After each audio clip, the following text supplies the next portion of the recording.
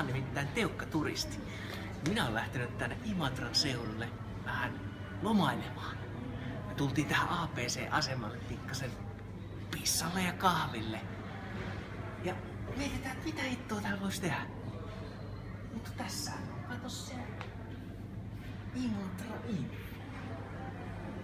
Tästä saa kato brosyyrit omalla kielellä. Mikä se tänne on? Uskottaisiko koskea?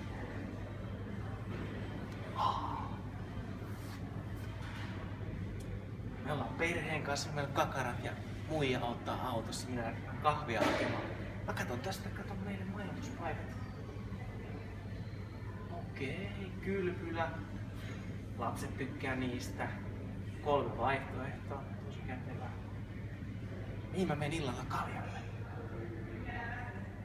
Ruokaostokset. Meidän ravintolat. Pubit ja yökelat. Osmos Kosmos kuulostaa hyvältä. Navigaattori mykisti, mutta ilmeisesti täällä on kartta-ohjelma. Ollaan jo ihan lähellä. Mä oon kätenyt. Mut hei, moi. Mä lähden hakemaan sen kahvin.